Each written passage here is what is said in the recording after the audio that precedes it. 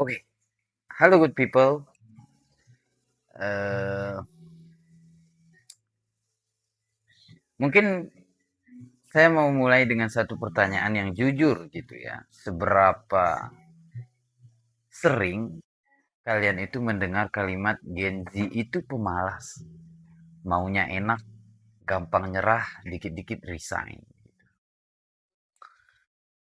Kalau saya dengar itu cukup sering dan terlalu sering malah.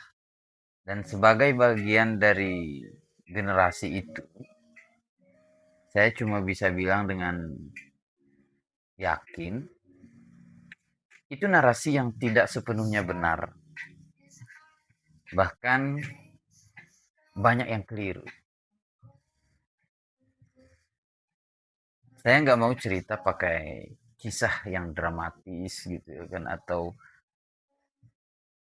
saya maunya itu ngomong secara langsung sebagai seseorang yang ada di dalamnya.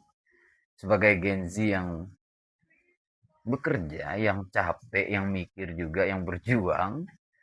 Dan kita mau kasih mereka fakta gitu. Kenapa Gen Z itu harus dibilang pemalas? Malas bekerja. Karena itu menurut saya tidak adil gitu ya. Pertama, kita hidup di realitas yang berbeda. Di mana generasi sebelum kita itu masuk dunia kerja saat biaya hidup belum segila sekarang. Harga rumah masih masuk akal, biaya pendidikan belum setinggi ini, persaingan kerja belum seglobal sekarang. Sekarang kita bersaing bukan cuma sama orang satu kota, kita bersaing dengan satu negara, bahkan satu dunia. Dengan internet, skill dari manapun bisa masuk pasar yang sama gitu. Dan itu artinya standar naik, ekspektasi naik, tekanan juga naik. Dan kita itu tetap ada di situ. Itu yang pertama. Yang kedua, Gen Z itu justru generasi yang sangat sadar tentang value. Kalau dulu orang bisa kerja 20 sampai 30 tahun di satu tempat tanpa banyak tanya gitu. Sekarang kita itu lebih kritis. Kita mempertanyakan lingkungan kerjanya sehat nggak, gajinya sepadan nggak, ada growth nggak, mental health kita gimana gitu. Nah, itu bukan malas gitu, itu sadar diri. Kita tidak mau kerja cuma buat bertahan hidup. Kita mau bekerja yang punya makna gitu. Kita mau kontribusi yang jelas, kita mau tahu kenapa kita melakukan hal tersebut. Dan menurut laporan dari Deloitte tentang Gen Z dan milenial, mayoritas Gen Z itu bilang mereka memilih pekerjaan yang sejalan dengan nilai pribadi mereka gitu. Ya, mereka peduli banget gitu soal dampak sosial, keberlanjutan dan keseimbangan hidup. Nah, itu bukan mental pemalas ya, itu mental sadar arah gitu.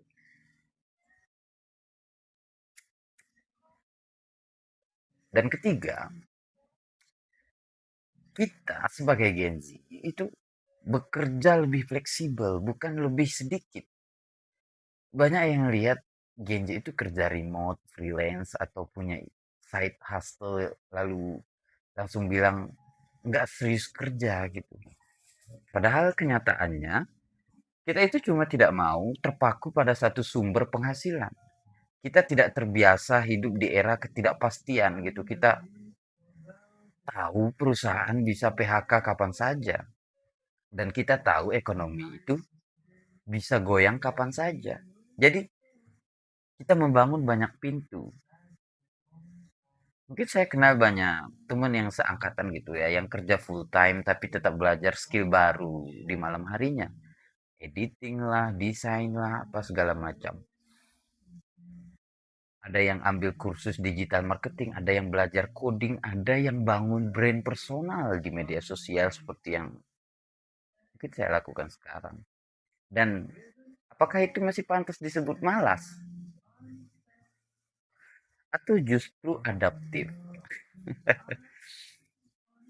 Data dari World Economic Forum bahkan menyebutkan bahwa Gen Z itu adalah generasi paling cepat dalam mengadopsi teknologi dan skill gitu ya. Baru itu karena kita itu tumbuh di era digital. Adaptasi itu sangat penting dalam dunia kita bekerja.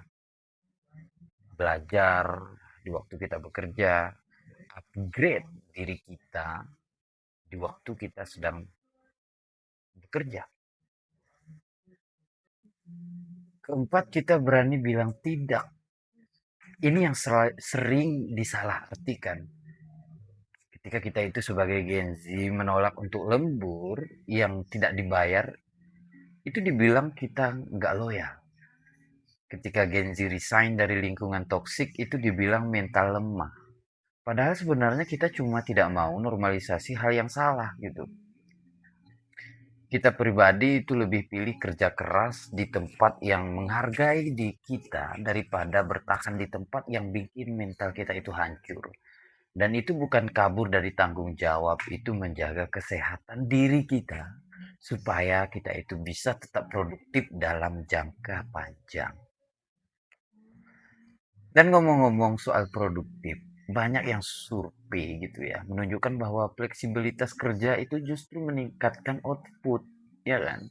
Bahkan perusahaan besar seperti Microsoft dalam riset Work Trend Index gitu, itu mereka menemukan bahwa generasi muda sekarang itu sangat menghargai fleksibilitas.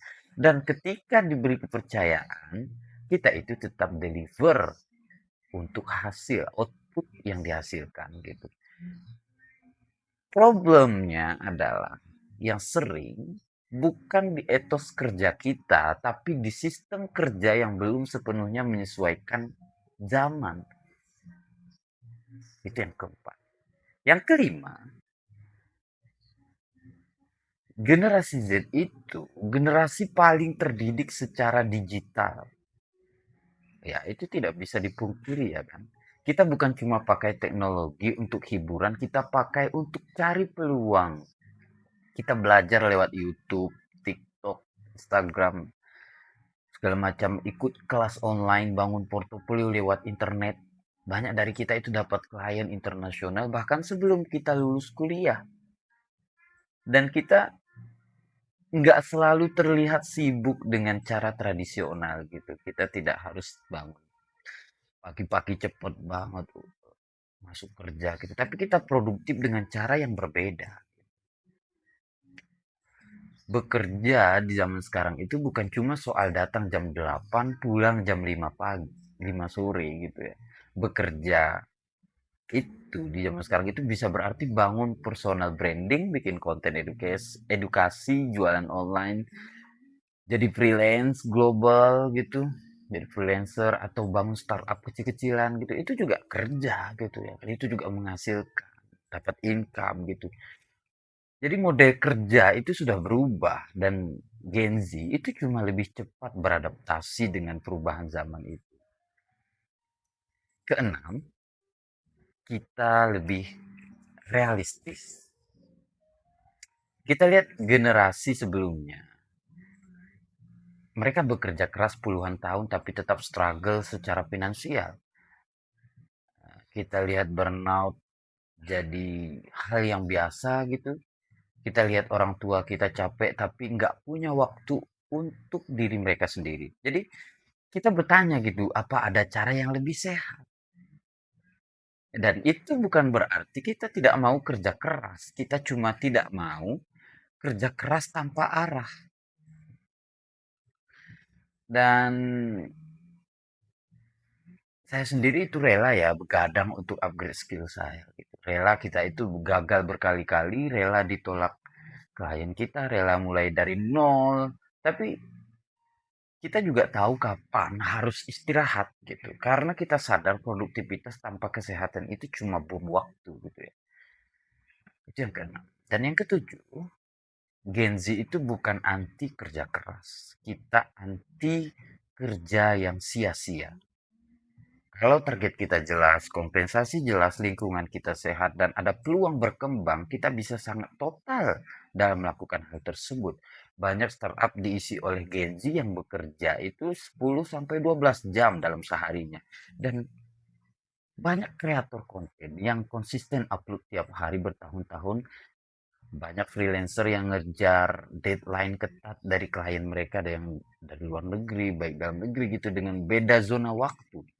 Nah, itu kan disebut disiplin dan itu merupakan sebuah komitmen yang berubah cuma satu gitu. Kita itu tidak lagi mengukur nilai diri dari seberapa lama kita duduk di kantor.